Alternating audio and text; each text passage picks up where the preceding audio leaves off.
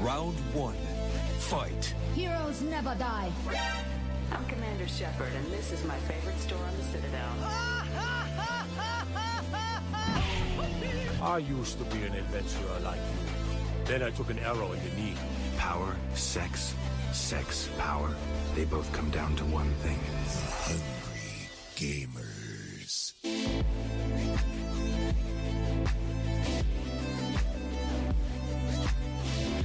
Hello, and welcome, boys and girls, to the 215th episode of the Hungry Gamers podcast. We are powered by 8bit.net, Audio Technica, and our new friends over at Manscaped, but more about them later. I'm your extremely humble host, Brendan White. You can find me just about everywhere at Brendan8bit. And joining me today, my podcast Ride or Die, the dot to my yakko. You can find her at Miss Allie Hart. How you doing today, Miss Allie Hart? What up? Oh, doing well. Sweating balls, but you know. Hey! I have a thing or two that could help that. What? How are you?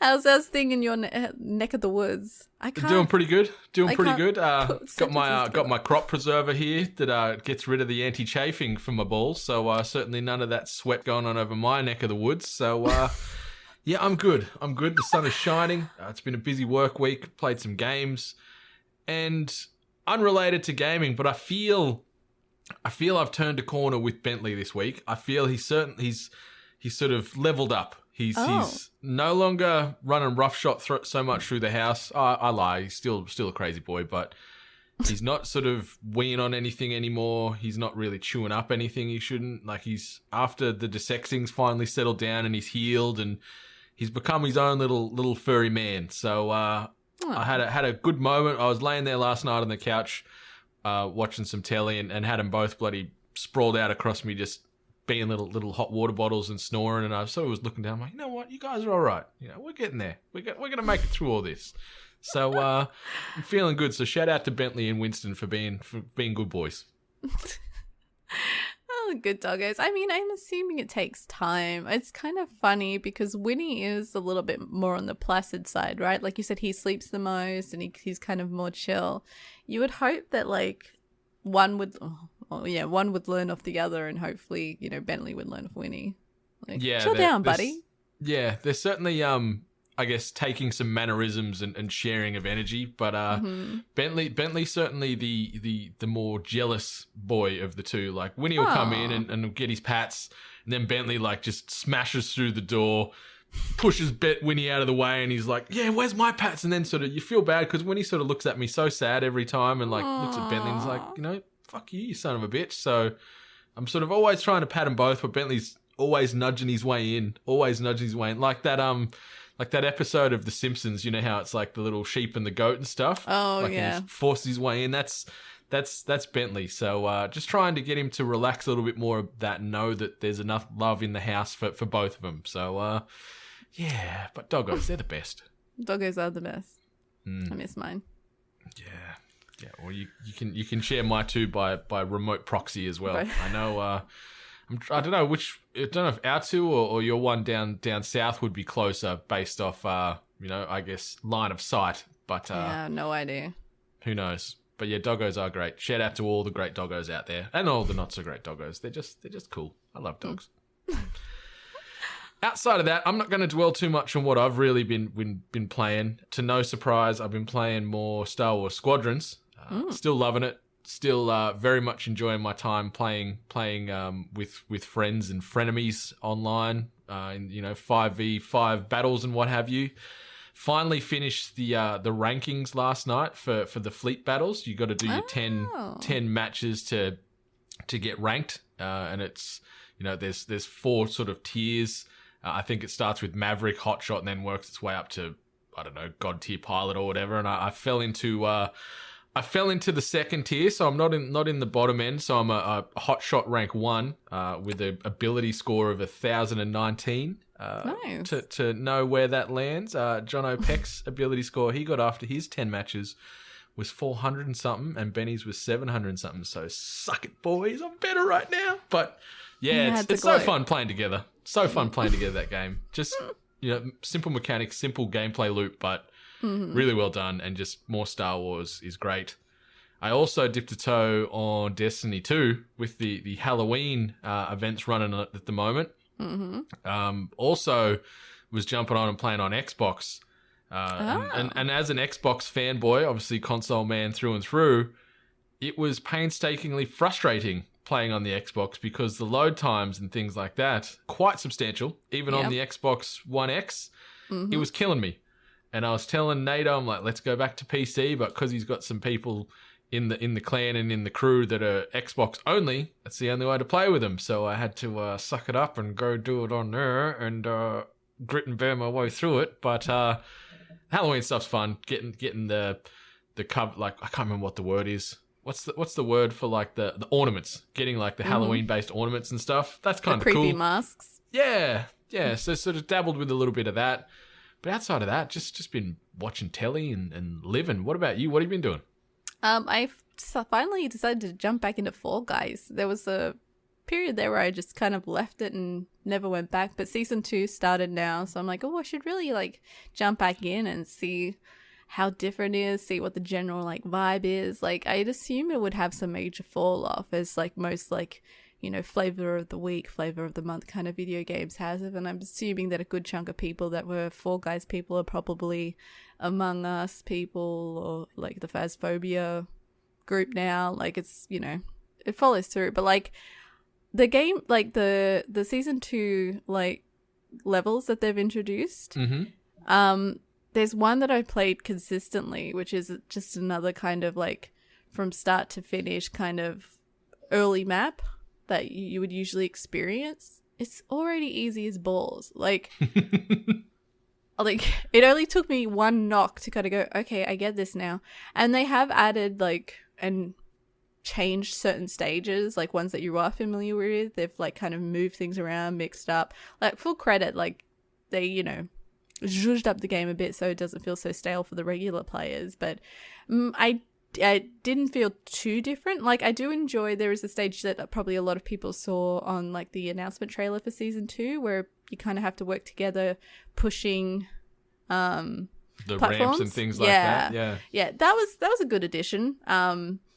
It's interesting how like some people did actually work as a team to kind of get that done, so that's pretty impressive. But then there was other times where I was playing that stage and I was like climbing on like a pillar or block or whatever, and someone below was like pushing it away from where I wanted it to go. So just trolling. Yeah, it's not Fall Guys if it's doesn't have its trolls. But yeah, for the most part, like I don't feel for myself that there was any kind of like gap in my ability, especially when the time that had passed between the last time I played. But I mean, there's some new costumes, which is always great. So there is so many new skins popping off these days. Like the Sonic I like one, that they the Sonic one was cute as hell. No, it scares the fuck out of me. Oh really? Yeah. It's weird, and it doesn't help that someone did an edit where they showed like the Sonic skin, and where the Sonic belly is, someone's kind of like done a design where they're suggesting it's kind of like Homer's mouth.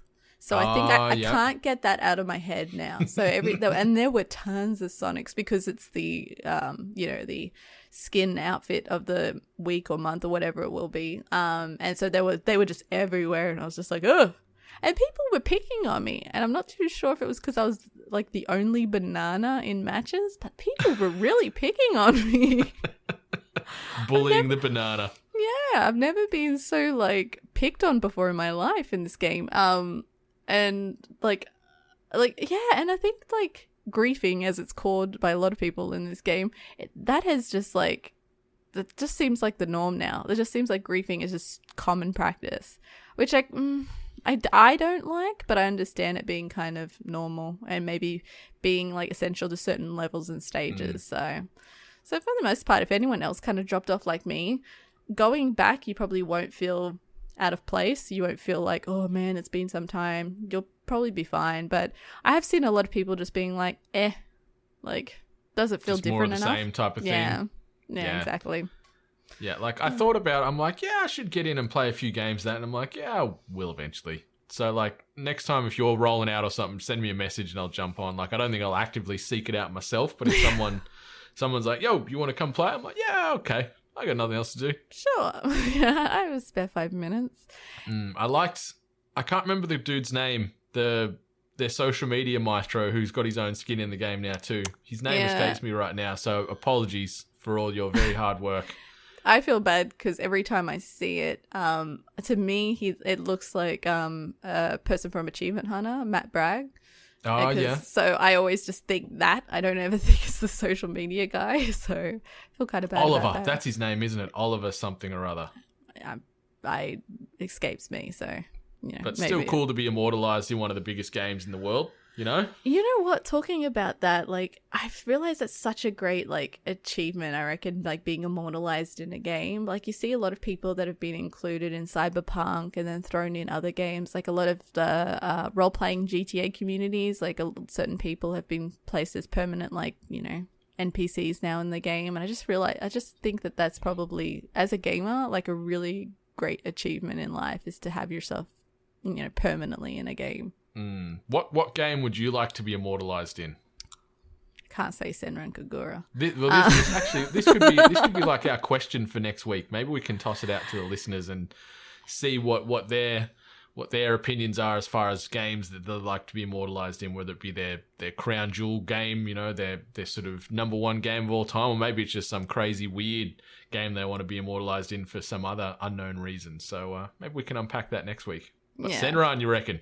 No, I said I couldn't say that. That's a little too on the risky side. And you're probably too old. You're too old a character. Like, not implying you're old, but you're also not like a teenage femme fatale anymore. If we've learned anything from my episode of the Hungry Games show is that I'm ancient in comparison to the age requirement for that game. So, no, unfortunately not on that one. But I think like the best angle to go with that question is something with like longevity, like something that is played for like, a classic. So I could already guess which one you'd want to be in. Oh, no, there's two. Could you?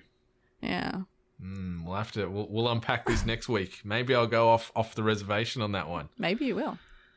But I'll certainly. I want to play some season 2 Fall Guys. I want to give it a crack. So in the next week or so, let's have a couple of games. We'll fire it up on Steamo and see how it goes. Yeah, it can come back to PC. I won't make it go on console.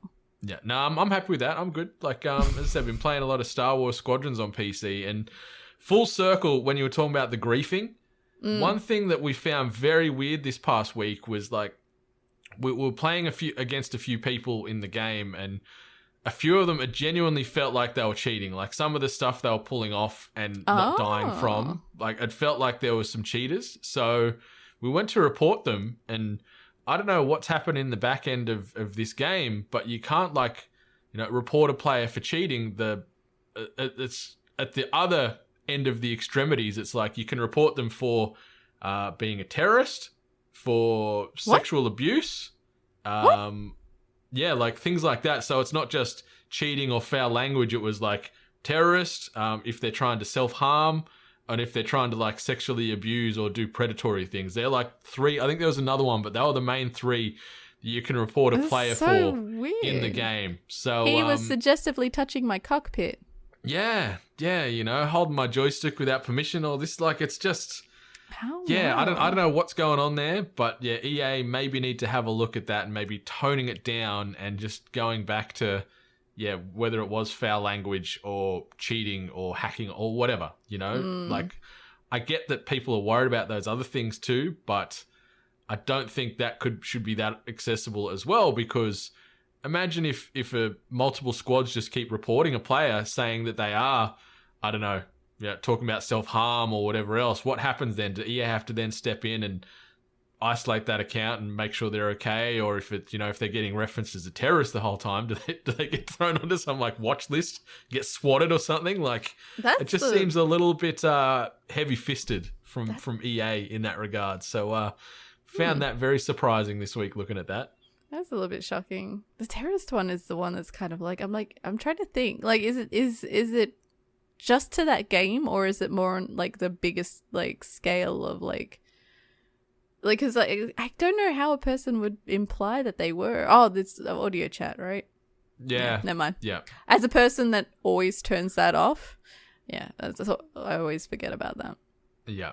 Yeah, but just felt very extreme, very extreme. But yeah, I see you finally watched something that, full disclosure, I am yet to watch. So you've beaten me to the punch on something. I wrote in the agenda finally because I was waiting for you to say it to me, because it's one of those movies that everyone raved about, everyone talked about, and like I kind of felt like I was the last one because it's been some time. But I finally watched Knives Out. Everyone raved about it. Everyone said it was a great movie. Fantastic cast. It's a really awesome cast and great, phenomenal cast. Great bunch of actors in there. I'm going to say two things. So I've said it was a great cast, great acting. Now, two things. The movie goes for too damn long. It's over 2 hours. Over 2 hours. It shouldn't 100% not go for that long. It was not necessary for it to go that long. Second of all, it's a dead giveaway. Like, the ending. Like, if you're good at this sort of stuff, it's a giveaway. So I'm kind of sad. Like, I was really looking, because I love anything that has a twist in it. That's why I love thrillers. That's why I like a lot of crime shows. I like having to think. So I was really sad that I kind of picked this one pretty quickly. But, you know, for the most part, I appreciate like what the movie did. I was really surprised by the accent done by, what's his name? James Bond. Daniel Craig? Yeah. At first when he started speaking with it, I was like, ooh, like, because I knew that, you know, that wasn't his accent. But then it just fell in line. It was perfect and it made sense. And I actually really enjoyed his character in this. So, but yeah, like, I think if a person still hasn't watched it, watch it. Just get ready for a long movie. And it does drag at times. So... But I understand why it's a must watch. And people are saying that there's going to be already a follow-up movie. Yeah, sequel's been confirmed. So, and Daniel Craig's coming back as Blanc or Blank. I don't know how you pronounce it. I haven't watched the movie, but he's coming back for Knives Out too. Yeah, so that's good. Like, I'm glad that, you know, of the majority of the characters that I enjoyed, he's the one that's coming back. So, yeah. So I think if you've been on the fence, do watch it, but don't don't push yourself to watch it. Like, don't set some quality of time aside. Make sure it's just like it's over 2 hours. If you got nothing else to do, maybe get some popcorn. Like, you know, maybe actually popcorn and a snack. That's because, you know, bathroom breaks and all that. So, you know. Yeah, I'm keen to give it a watch. Am I right in thinking that it's pretty much like I know it's probably really going to downplay the movie, like it is a whodunit and things like that. But is it very much like Cluedo the movie? Like, I don't know if that undersells the movie or you know, talks down the movie in a way, but I love a good mystery. Yeah, like it's a bit campy. There's you know, small elements of like comedy in it, but like for the most part, like, yeah, it's a whodunit. Like, it's a whodunit. There's some different angles to it and who you would expect to follow in a kind of a whodunit, but you know, everything kind of lines up for the reasons why it needs to line up. So some good swerves, some good double crosses.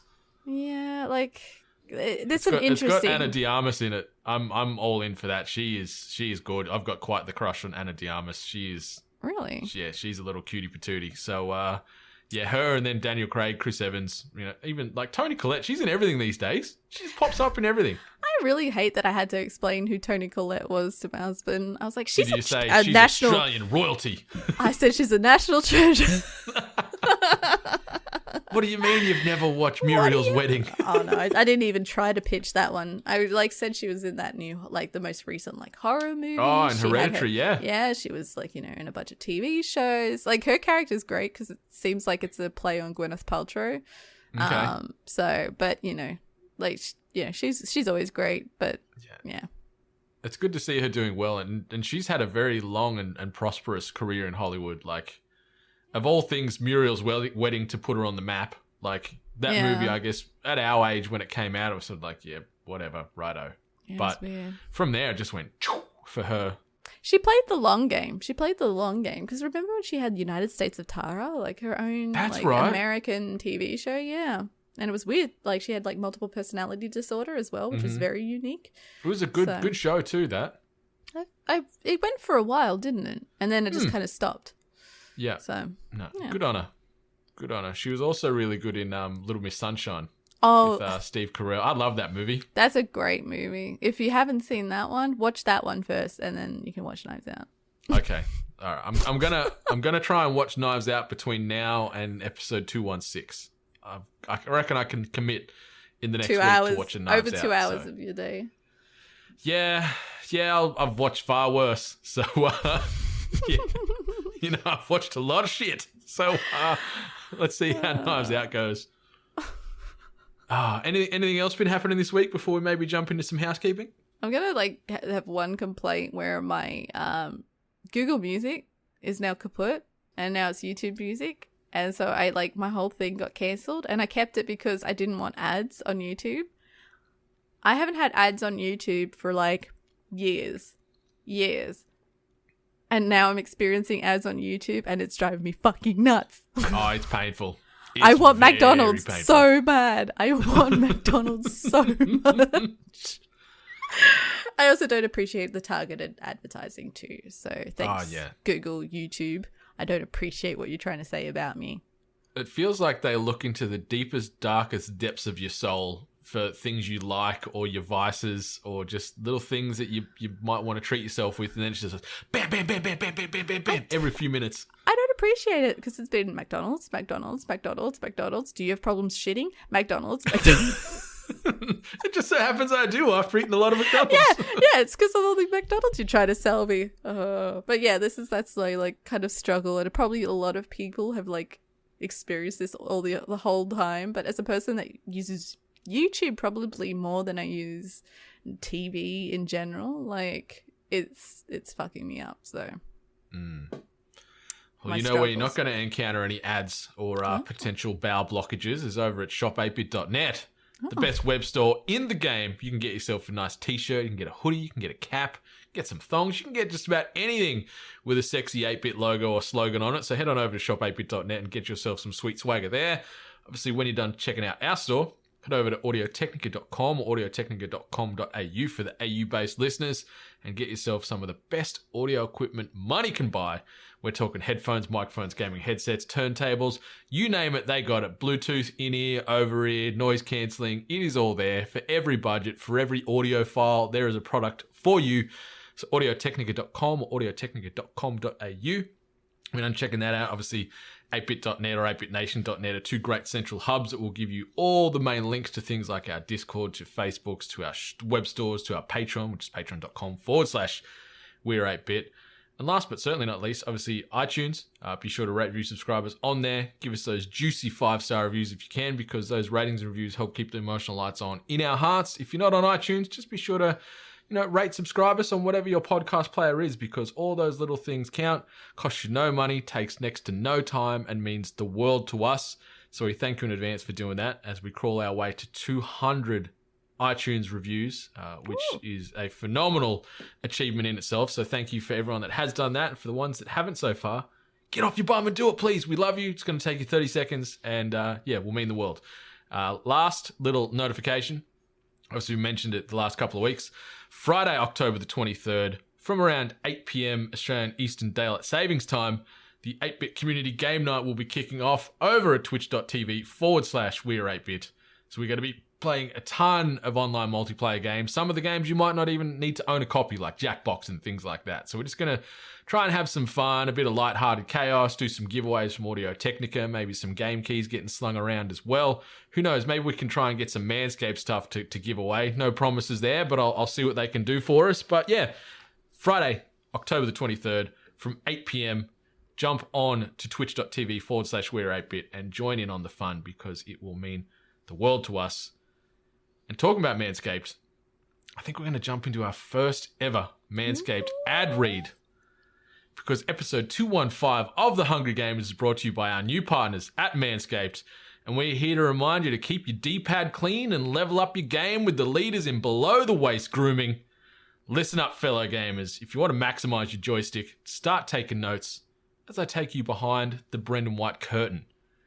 Before getting my hands on the Lawnmower 3.0, I literally took my life in my hands every time I wanted to make things pretty clear, pretty clean, pretty smooth down under. I want to know, have you ever tried using hair removal cream on your Jats crackers? Short answer is don't. That stuff burnt me worse than any Charizard flamethrower attack ever could. Very risky, very messy, still very traumatized. Disposable razors. Please. The amount of nicks and cuts I was dishing out rivaled my time in Ghost of Tsushima, but not anymore, thanks to the cutting-edge ceramic blade advanced skin-safe technology, courtesy of Manscaped. And the Perfect Package 3.0 kit comes with the new and improved Lawnmower 3.0 and a ton of other liquid formulations to round out your grooming routine. Some of these liquid tools for your family jewels include the Crop Preserver, an anti-chafing deodorant for those balls. This is a total game changer. Why are you not already putting deodorant on the smelliest part of your body, men? Why? You need to get them cags smelling fresh. And after you're done doing that, the Crop Preserver is also another fantastic addition that comes in the Perfect Package 3.0. And on top of that, you also get a travel bag, disposable shaving mats, and a set of the comfiest anti-chafing boxers you've ever worn. Can confirm, and I was big on the Step 1 underwear made out of bamboo for quite a while. But these are Perfect Package Manscaped boxers, are legit, comfy smooth, just coddling my Jats crackers like there's no tomorrow, and it is the perfect package for your perfect package. And listeners, you can get 20% off and free shipping using the code 8bit at manscaped.com. That's 20% off with free shipping at manscaped.com using the code ATEBIT.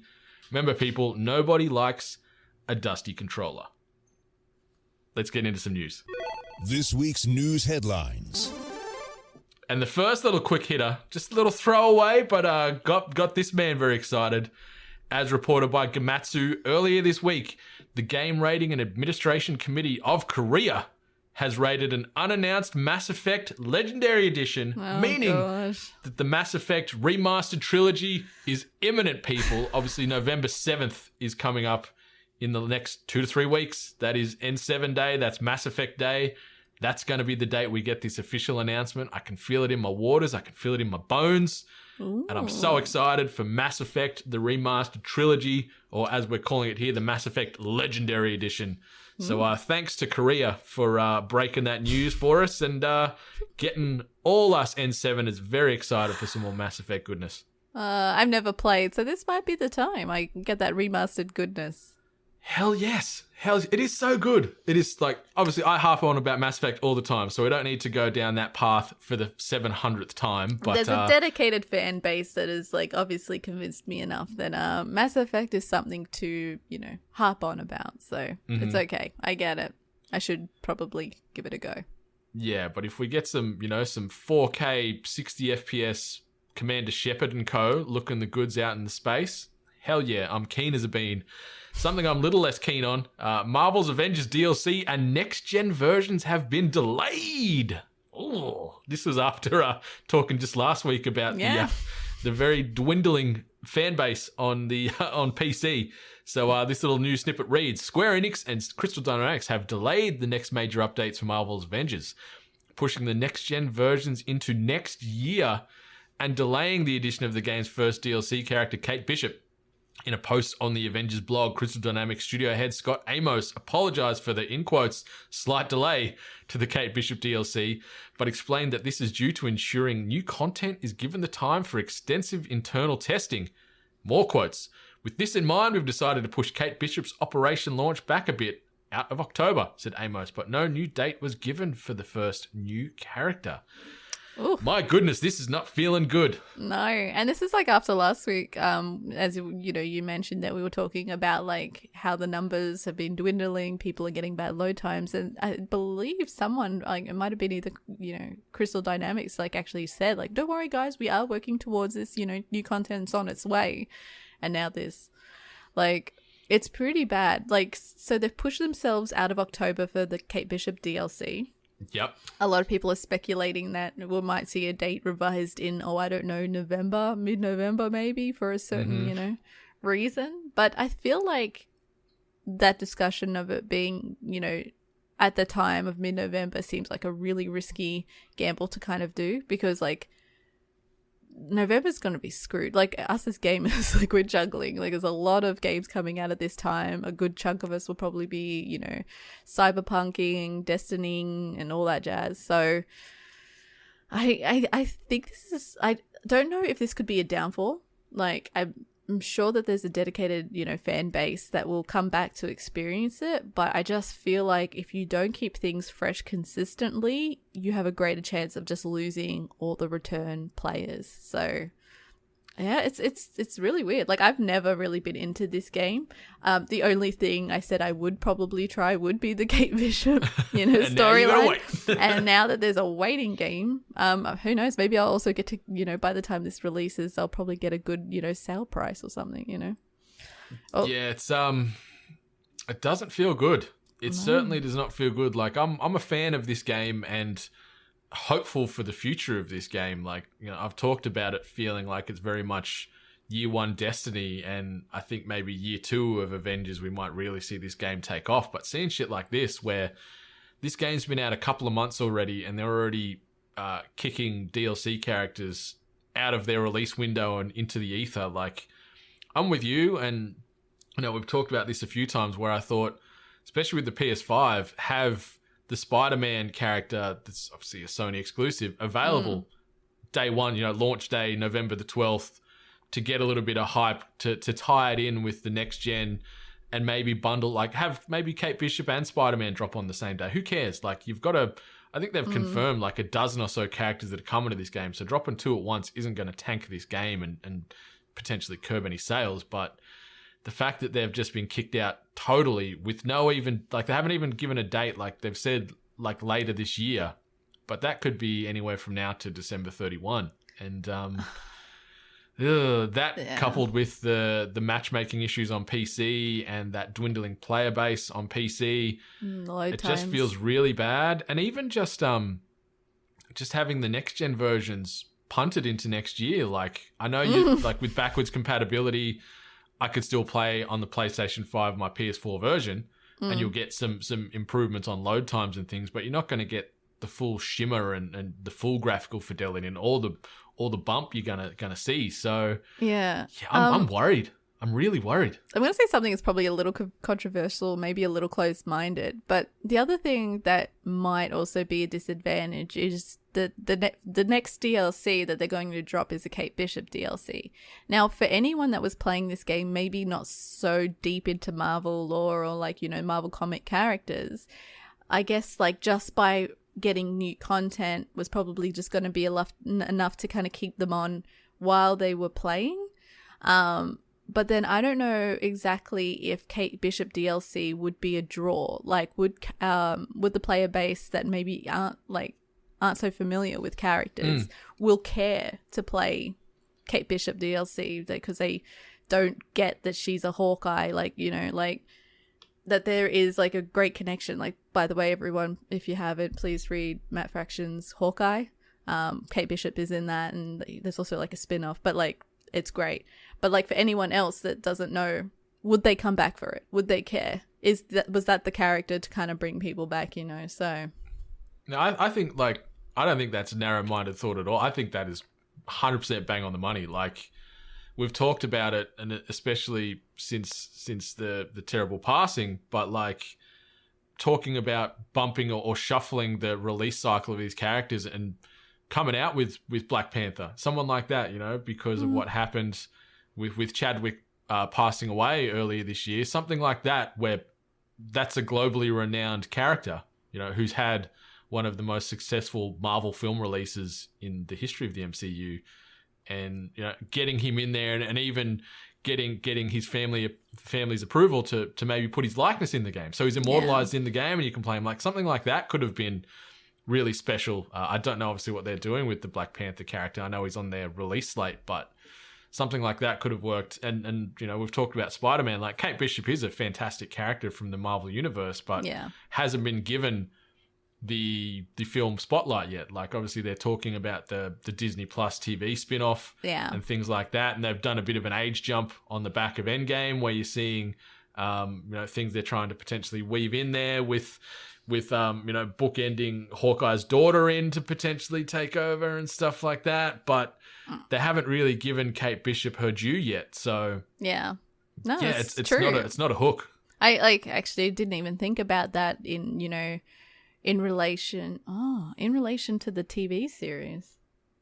And I don't even know. Like, I know that was sort of delayed and whatnot. I don't think it's began production or anything. Like, WandaVision and Falcon and Winter Soldier is the two that are coming up shortly. But yeah, the Hawkeye spin-off TV show is just somewhere way down the line now. So I don't know.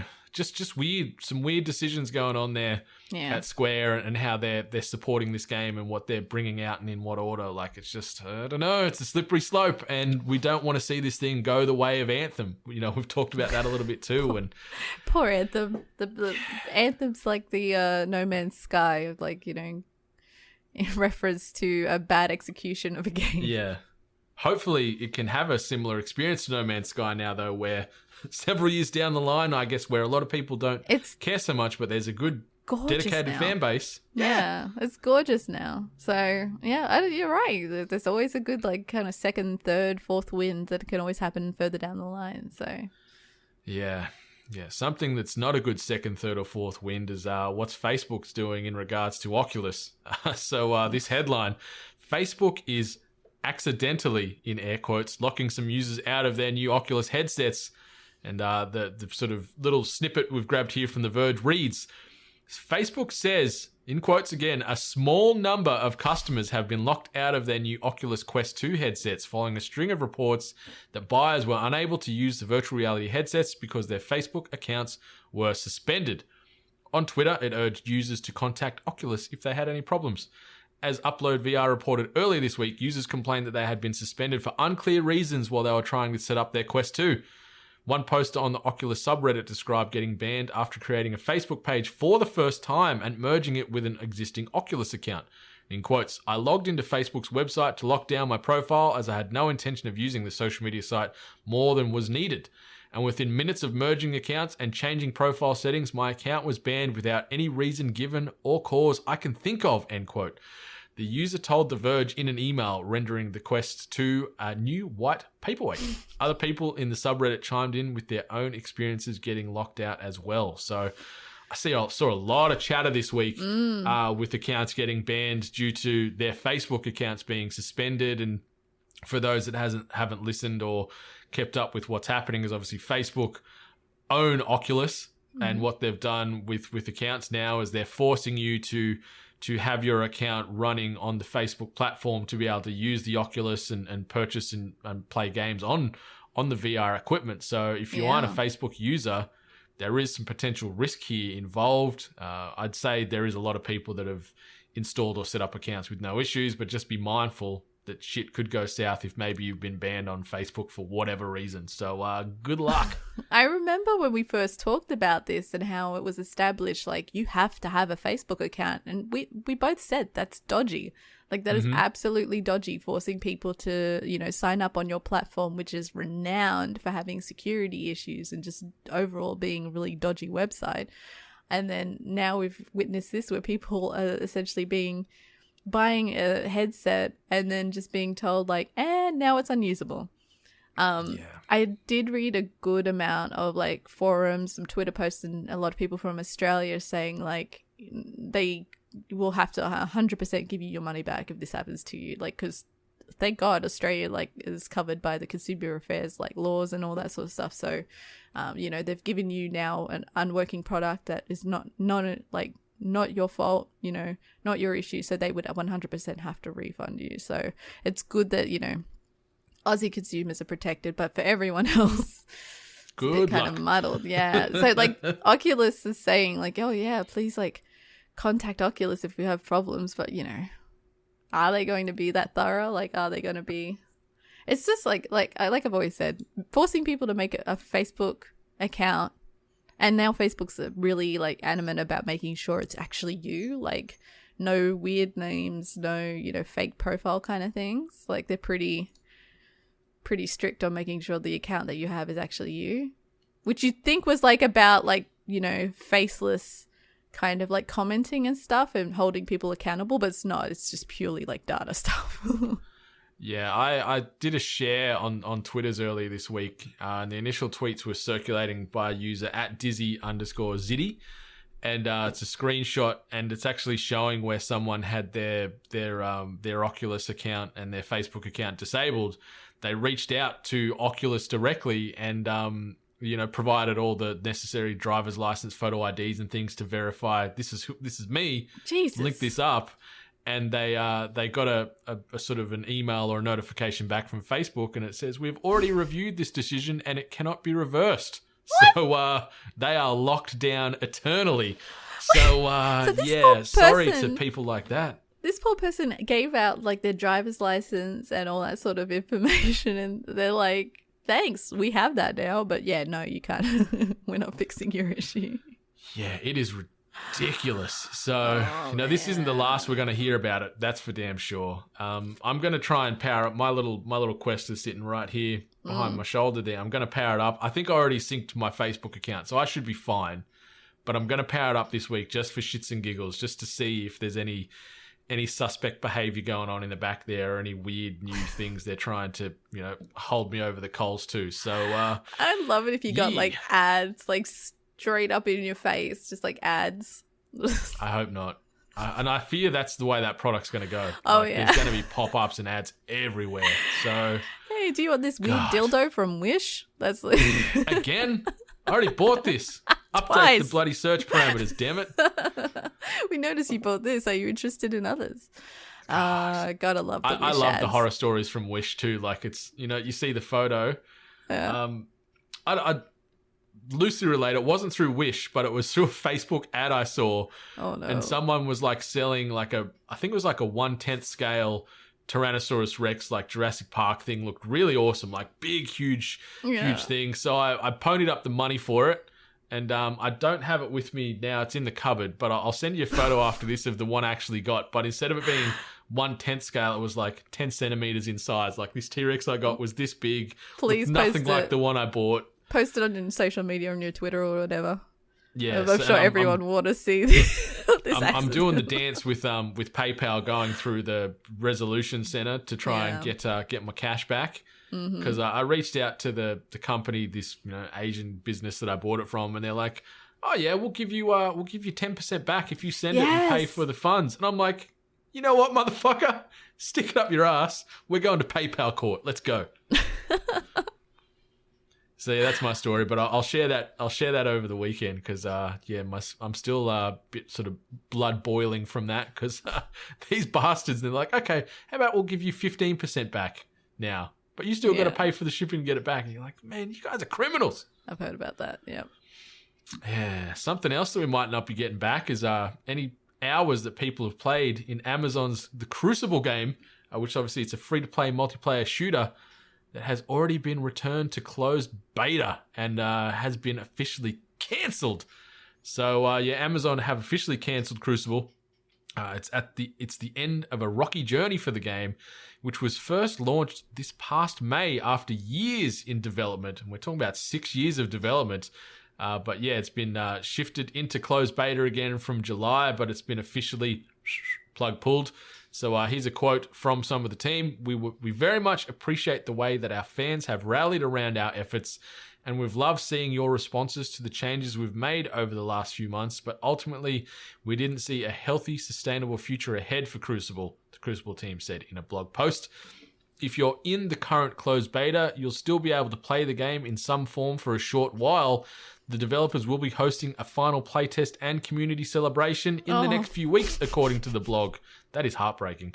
Once that's done, matchmaking will be disabled, but you'll be able to play custom games, which are expected to become available in the coming days until 3 p.m. Eastern Time on November the 9th. The company also says that it will be offering a full refund for any purchases may have made. So this game was kicking around for 6 years. It was touted as this big, awesome, free-to-play online shooter that could potentially rival and Overwatch and things like that. Yeah. Sadly, Amazon sunk a lot of money into it. Player base was non-existent. Like, I was reading some numbers earlier, and apparently recently they had less than 200 people online on average, which is pretty tough when you think about a game that's available globally. 200 people. Especially a multiplayer game where you depend on matchmaking. So, yeah, it's sad to see. Like, the game, I full disclosure, I've never played the game. I've looked at it a bit. The character models, they looked very like the characters themselves looked a lot like, what was that Epic Games MOBA they released that we were playing for? Paragon. Oh, they man. look like characters. There's like a reference for our early listeners. Whispers of Paragon. So, yeah, the characters and the graphical stylings remind me of that game a little bit. But yeah, Yeah, I see that. Dead in the Water. Yeah, I remember this coming out at a really weird time. And then when it did get announced and it was like, you know, this free-to-play kind of like shooter thing, I'm like, where did this come from? And I do believe there was actually quite a push with like certain players, like obviously streamers, YouTubers and whatnot. So, you know, they were trying to, you know, get the interest out there, but I don't really recall it grabbing. Like a lot of people that I saw play it, like it felt like they were being forced to play it. Like it did not feel fun. It kind of like the environment, I remember the environment being actually really nice for, you know, a shooter, but yeah, I not once did I want to go and play it. I don't know if it's because it felt like, to me, you know, it felt like a game that I've already seen or I've already played and I just did not have the interest, or whether it was just coming out at a time where too many other titles were coming out, and especially on a multiplayer basis when, you know, you're weighing up what you'd want to play, like, you know, maybe something that's more established, that's already got a player base that was like, you know, Yeah. It's hard to compete. That's it. Like it tried to get in and compete with your CODs, your Fortnites, PUBG, maybe Apex Legends, stuff like that. Yeah. Like very saturated market already, and Amazon's got a lot of money to throw behind this thing. But it was crazy that it came out in May, got rolled back to close beta 2 months later, and now 3 months after that, they're like, we're shutting the doors. We've got another month worth of time, and then come join us for this final playtest and community celebration. Like, I like the optimism in that wording, but I don't know what you're celebrating here. Like, it's more of like a mourning. It's like a wake. It's not a celebration. I mean, yeah. Look, they've done right by saying if anyone did any purchases in game, they're going to be getting a refund. I think there's some level of respect of kind of just sitting back and saying, like, especially like a mega giant like Amazon, who does have the funding to kind of take a step back and say, no, we don't see the longevity in this. And so I guess before people, you know, keep making purchases or maybe getting a little too invested in it, they're just saying, look, you know, we don't see the future here. We're going to cut our losses. Hopefully that doesn't mean job cuts, but hey, Amazon. So hopefully that it's a learning experience for the team. They learn from it, they move forward, and hopefully create the next whatever. Amazon has another game coming out, don't they? I thought that they had another title that was in the works. They're making like a big MMO, aren't they? Are they? I think so. But it's interesting. Like, I think what you said was like, it's a nice, or not a gesture, but it's nice of Amazon to turn around and say you can get a full refund. Like, instead of just saying, you know what, so sad, too bad. Like, it didn't some work, of these sorry. other games that came out, like, you think of what Turtle Rock did with Evolve back in the day. Like, it lasted for a couple of years. Like, it lasted for about 2 years at least. But that game got culled. Cliffy B's bloody online shooter game, which name always escapes me. It got like axed after a few months. Ubisoft, they have their game, right? Which was it, Hyperscape? Is that what it's called? Oh yeah, Hyperscape, yeah. Like, I think that's out, right? Like, is that? Yeah, it's out. Full release. So, it's available now. Yeah. Yeah, I'm not seeing much talk about it. So like, and that could just be not in like my interest, not in my peripheral. So, and that might not mean much. But for me, it's like when you're trying to create a game that you can tell that's meant to be on this same kind of level of the popularity of your Apex, of your COD, like you can tell like that's where they're trying to reach. But when you're not reaching there, when do you acknowledge that? When do you say, oh, we missed, sorry? Yeah. And like the money that would go into these games, it's crazy. Like you see, it's a pretty stark contrast. You see these smaller indie studios, like the guys behind Among Us, the guys behind Fall Guys, stuff like that, like tiny little teams that have a game that they think's great and is going to do pretty well, but then it blows up compared to something like Crucible or, like, as you said, Hyperscape. No doubt there's probably teams of maybe 100 plus devs behind these games compared to these small indie teams. Like it's this risk reward. You never know, do you? And that's the thing, is like sometimes it's just about having maybe an interesting creative perspective on a multiplayer game. Like Fall Guys, like I've always said, to me, that's Takeshi's Castle. Like that's MXC. 100%.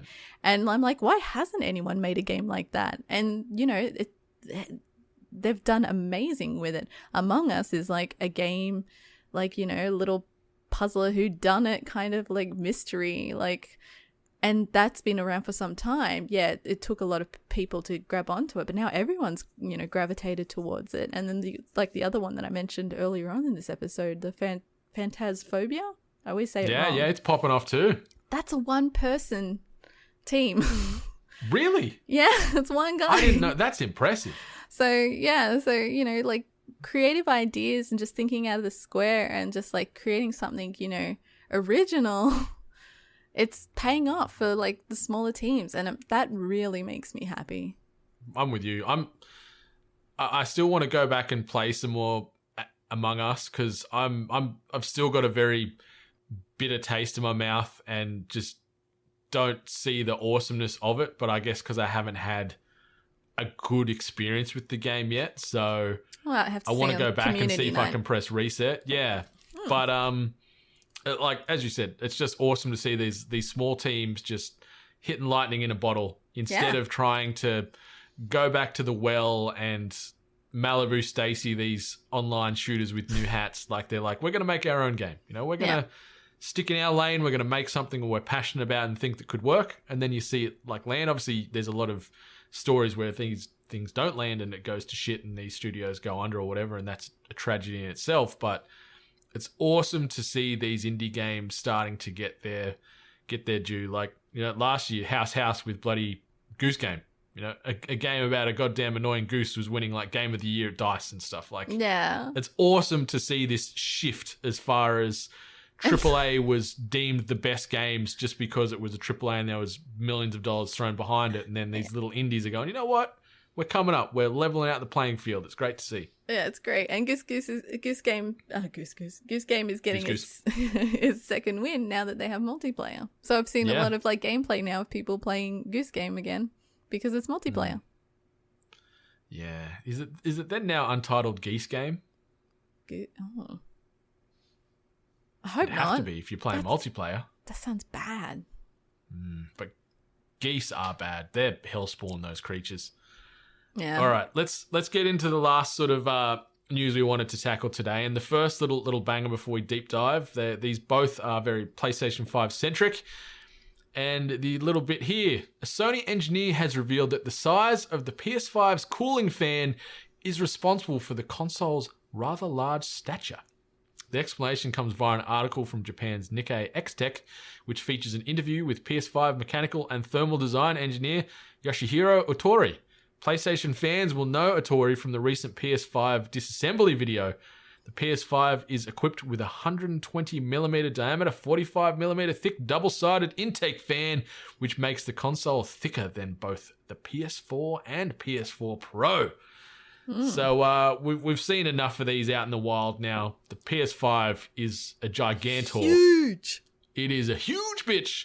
But yeah, it's no surprise. Like anyone that knows gaming or anyone that knows computers, you know that the more shit you chuck into a console, into that box, the more fans you're going to need, because these processors, these GPUs, they run hot as fuck. So you need fans to stop this thing from melting and causing a fire. So the real question is, though, is it going to sound like a fucking jet plane if it's that big?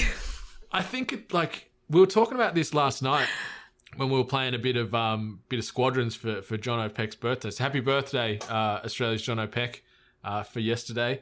But we were talking about this, and I think this thing's still going to run loud. Like, my PS4 Pro, we've talked about it. Everyone knows that owns one out in the wild. These things are noisy boys. And I think we're probably going to see a little bit more of this just by the way this thing's like, the way this console's laid out. Yeah. Like just the aesthetics of it. Like the ventilation doesn't make a ton of sense where you look at the Series X and it's got the nice like vent holes at the top in the big obelisk of a thing. And seeing a lot of these out in the wild and a lot of people putting them through their paces, they're saying the Xbox Series X is whisper quiet. Like, you don't hear nothing. So that's awesome and, a sign of positive things to come. But, yeah, I think this thing's going to be noisy. Oh, no. It's bad enough that it's, like, loud in appearance. Being loud just physically is just going to, It's just doubling down on the noise. double down, yeah. Well, you see as well the sort of the top and bottom panels, or the side panels, depending on, I guess, on how you've got this thing sort of situated. They look to be easily removable, so you'll be able to probably put your own custom faces on this thing, different colors and things. So You bet your sweet ass I'm going to. That thing's ugly. yeah, it's just even the white, like, just change the color of it, make it traditional black with some of the PlayStation grey and that PlayStation blue in there. Yeah. I mean, So much better. yeah, design-wise, I just don't understand where they went. A lot of people have been pretty forgiving with it, but for me, it's just an eyesore. I just don't like it. And then seeing how big it is as well, I'm like, damn, it's big and ugly. Oh, well. Yeah, it is a beast of a console, but only got 2.5 to 3 weeks now to go until it's out in the wild, which And is that's if you got it or not. Everyone's still, I've got my PlayStation 5 day one, Xbox still not day one, because JB Hi-Fi did not do what EB Games did this week and message a lot of Australian people that have pre-ordered their Xboxes. Some of them pre-ordered them like 3 days after the pre-order was officially live, saying, oh yeah, you've been bumped from sometime in the end of 2020 to now getting it on day one. So JB Hi-Fi, sort your shit out, because that is so fucking frustrated for me, because I pre-ordered this thing 7 minutes after it went live and I still don't get it day one. What the fuck? I'm getting desperate, Miss Hart. I'm seriously like going to start putting ads out there saying, I will buy your pre-order off you for $1,000. You'll get $250. I just need this thing day one. So I'm getting desperate. I feel like I'm a smack addict right now. I need my Series X on day one. I've taken the whole week off. I can't just sit around now for 2 days playing my Xbox One X. Bah! You can, but... Please, JB Hi-Fi, get some more stock allocations. Give me one. But we already talked about my plan for day one last week. So that's still happening. But I'm just a little bit wound up after seeing EB do good things after their website fucked me for that morning, and a lot of other people out there. So, pre-order and stuff sucks. But anyway, talking about these consoles, the PlayStation 5 user interface has been finally unveiled just weeks before launch. And this comes via way of IGN, and it was put together by Jonathan Dornbush. We're going to be talking about the biggest major changes / rundown / talking points from their little PlayStation 5 user interface experience that they showcased this past week. And the first hit point, it's fast. Let's start with the most obvious upgrade. PlayStation 5's UI looks fast. The demonstration showed the console booting up from rest mode and hopping from the dashboard view to in-game action to the new activities feed, and it looks snappy and responsive. There's no slowdown or hitching while scrolling through the UI. Icons don't take much time to load in either. Jumping into a new game is immediately faster on the PS5 than it is on the PS4, obviously. Of course, there's the question on whether or not having a bunch of applications running in the background affects this, but at least fresh out of the box, it looks fast as hell. Pending any firmware updates, I assume. The next one, and this is probably one of the biggest talking points that have been sort of circulating around the socials, Control Center activities cards. Sony spent most of the time talking about the PS5's new Control Center view. On the PS4, pressing the DualShock 4's PlayStation button kicks you back to the dashboard, while holding down the button for a bit brings up a shorthand version of the UI. On the PS5, it looks like pressing that button on the DualSense brings you to the new Control Center, which allows you quick access to most of the features you'll need while in-game, like notifications, your friends, download status lists, and even the power settings. But most of the real estate is taken up by cards, which looks to introduce some much-needed additions to the PlayStation experience. Cards will look familiar to anyone who spent time in the Apple App Store UI, but Sony's take offers a row of bold images with limited text that pop up over your in-game screen, offering you quick access to a variety of PS5 and game options. Some cards allow you access to a media feed of news or new trailers for games you're following, while another holds your recently captured media. Both are easily accessible evolutions of what you can do on the PS4, but it's the activities cards that marks the biggest change. In Sackboy, a big adventure, for example, players can track progress of certain objectives, like levels they've played, trophies they've earned, and even ones suggested by the system. Starting off with levels played, we see the player jump into a level directly into the PS5's UI that they've already started, but with some objectives they've yet to complete. All of that info is listed in this activity card rather than within the game itself. Other cards not clicked on in the video show a promising advancement for trophy hunters. Individual trophy cards that list completion percentage. We know how frustrating it is to be hunting a trophy that requires you to collect 150 orbs, but doesn't tell you progress. So for completionists, this should be a big help in tracking progress and deciding on what objectives to focus on next. The cards can even give you an estimate on how long an objective will take to complete, which the walkthrough describes as PlayStation 5's personalized playtime estimate. It's unclear as of now if this is something the system can intuit based on the rest of your play experience or the experience of other players. PlayStation also mentioned there will be some cards suggested by the system, so there's going to be some targeted marketing is the way I read that. All of this, of course, raises the question on how much work developers will need to put into designing bespoke cards for their games versus what data the PS5 can pull from game saves and trophy progress. The next one, built-in help. Activities cards also offer in-game help. Though this appears to be a PlayStation Plus exclusive, righto, Sony notes that in-game help won't be available in every game or even for every objective, but it is intended to keep you in the experience rather than having to hop to a secondary screen. In Sackboy, for example, you can access a series of hints with varying amounts of information from screenshots to full-on walkthrough videos. These hints can be all accessed without ever leaving the game. The PS5 UI now allows for information to be pinned alongside your game, so if you're playing a particularly complicated section, you could temporarily pin the help video next to the game as you play. I think that's really freaking cool. Friend interactions. PlayStation 5's friend interactions are also designed to keep you involved in whatever you're doing without forcing you to scroll through a ton of menus outside of your game.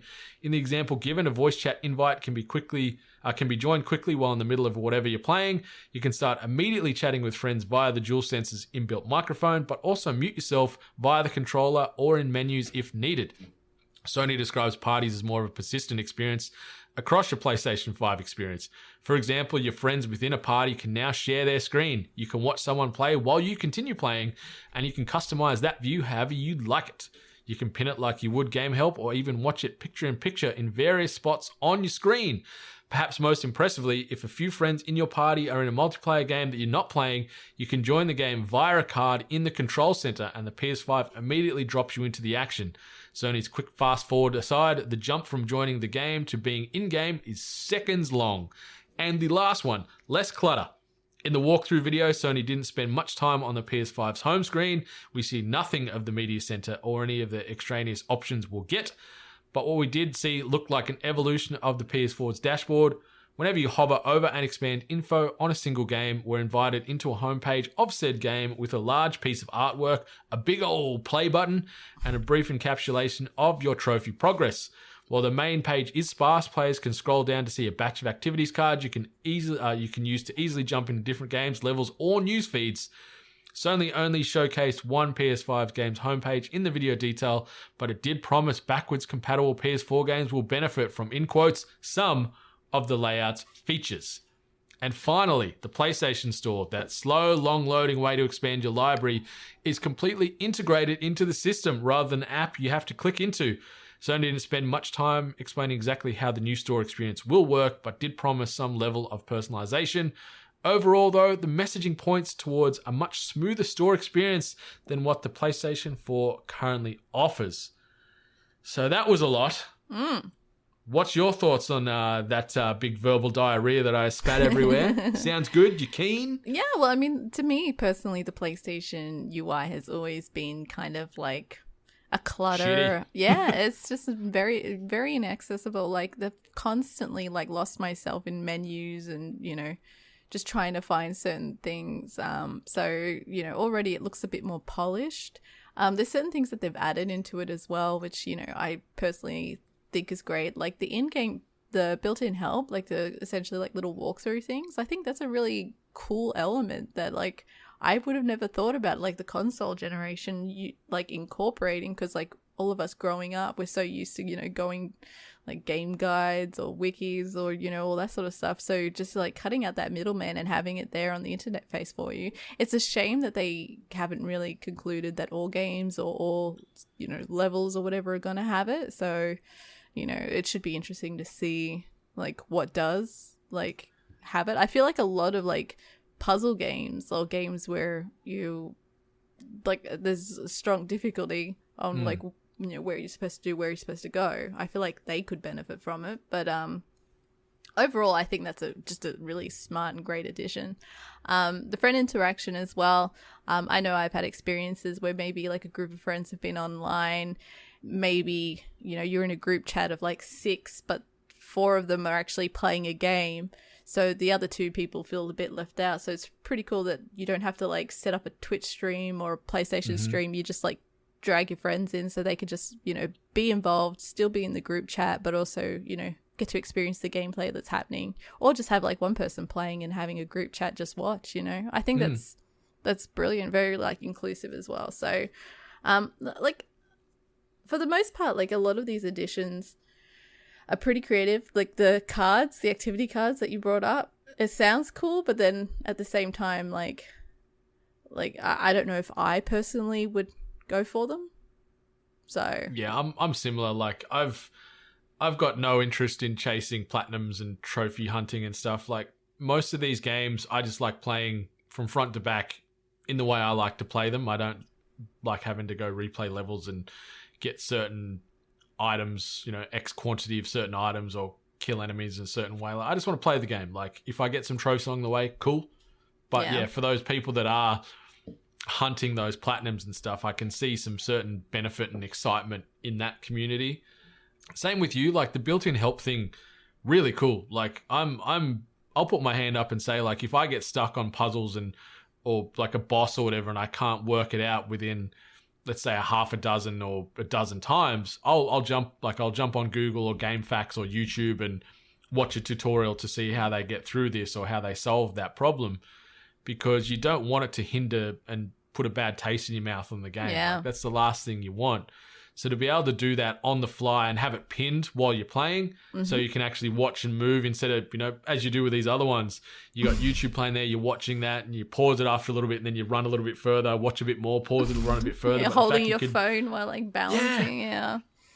But I think that's really cool, but I'm curious to know how they're going to like audit and vet this. Like, is this only going to be official guides and videos done by the developers? Yeah. Or are they going to rely on community submitting playthroughs and hints and things? And then there's obviously the slippery slope if it is from the community and people potentially hiding suspect shit in their commentary or, you know, racism, sexism, all that kind of stuff that could creep in there as well. So I'm curious to see how they handle that, but I think overall that's a great little value add.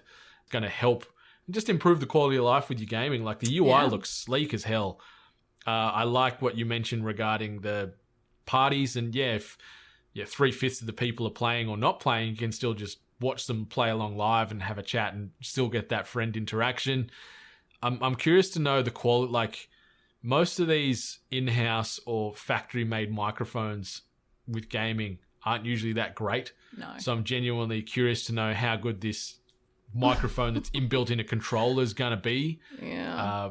You know, being people now that are using high grade audio equipment, we know what sounds good, and you can hear the difference from, remember like the old one ear PlayStation 4 microphone that you got thrown into standard. Like, it's great that they give you one, but it was cheap shit. Like, you know, not pulling any punches, just stating facts. So if you are going to be hearing background noise from the neighbors behind you having a chat at the barbecue, like, you know, it's cool, and it cuts down an initial barrier to entry where someone has to buy a microphone, obviously. But I think ultimately you want to be wearing a headset to get the proper experience, but also get a better experience for the people you're playing with. Because I hate being in parties with people with bad audio. It kills me. It destroys me as well. But like in the same sense, like saying that like, you know, headset and like, you know, microphone ability not being accessible, I feel like in this day and age, a lot of people at least have like a $10 cheap pair of like pluggable, like, you know, earpods with a mic. Like that, yeah, with a mic. So I know there was a stage that I was using some because I couldn't be effed trying to, you know, prep like my nice like Audio Technica set and everything set up on my PlayStation. So I was just like, just throw the cheap $10 ones in. Yeah. So. Yeah, but overall it looks cool. It was nice to see some more behind the curtain and get an idea of what to expect come November the 12th. I find it very interesting that not many, like, there's none of these out in the wild. Like, you've seen what Xbox have done, and they're tossing Series X's to content creators and bloody everyone, outlets everywhere. Like, they're popping up everywhere, and they've, you know, got photos of them setting up and watching their various functionalities and their UI and things. So it's cool to see apples to apples to a degree, I guess, and know what we're going to experience in the next few weeks. So it's exciting, and it just seeing these videos and things, it just becomes so much more real. Yeah, knowing that holy shit, these things are coming out next month. It's hard to believe, isn't it? Like saying that's only just like, you know, so many weeks away now. Like it's crazy. 100%. But if you don't want to wait that long and you're looking for some other stuff that's coming out, new releases and events. A handful of games coming out this week. Probably the biggest one on the docket is the Pokemon Sword and Shield: The Crown Tundra DLC, which is dropping on October the 22nd, obviously on the Nintendo Switch. Outside of that, there's a lot of sort of smaller indie or more bespoke games. Like there's Amnesia Rebirth, which is dropping on PlayStation 4 and PC on the 20th. And the other one, Transformers Battlegrounds, which, funnily enough, as a Transformers fan, I know next to nothing about. It is coming out on October the 23rd on PlayStation 4, Xbox One, Switch, and the PC. So there's a couple of games there to tickle the pickle, to see you through if you want. Yeah, there's a game here called Disc Room. That's through the guys of Devolver Digital. Like they're bringing that one out, and that one looks like a little bit of chaotic fun. But that one's only going to be on the Switch and PC on October 22nd. So interesting. So you'd put a little lukewarm recommendation on Disc Room, perhaps? Well, I mean, I'm always I was gonna say a sucker, but I'm not a sucker. I love everything that Devolver Digital kind of brings out. So, I mean, they did Fall Guys. So. They did. Yeah, they'd be just printing money off the back of that game. My goodness, they'd be making some cash. They'd be like, oh, holy shit. Oh my God, what do we do with this? Imagine how crazy and twisted our press conferences can be now with all this cash. Yeah. All right, last part of the potty. Tweet of the week. And this little tweet, adorable as hell. A lot of coverage around the traps, but we've just grabbed a screen grab from Game Informer, and it sort of bookended on a bit of news and like a bit more of a hands-on preview with Spider-Man Miles Morales, and they had a special look and focus at Spider-Cat, a little ginger tabby hiding in Miles' backpack. Cute as shit. What do you think about this? Pets in games, yay! I mean, animals in games is usually a positive for me, unless they can get hurt, then it's a negative. I don't want my animals getting hurt, but there's also a screenshot from this where the cat was wearing a mask and attacking someone, and I'm like, that's kind of cute. Like, I'm not a cat person, but I've got to acknowledge that was kind of cute. Yeah, a little Spider-Cat rocking his own little mask and fighting crime with his buddy Miles. Like, it's pretty fantastic. He looks like, just looking at this screen grab, he kind of looks a little like Puss in Boots from Shrek. Oh, yeah. Or like a really healthy Garfield. Leave Garfield alone. He hates Mondays. We all do. Yeah, and he loves lasagna and food, so I can relate, Garfield. You're probably a spirit animal in some regard to most of us, so...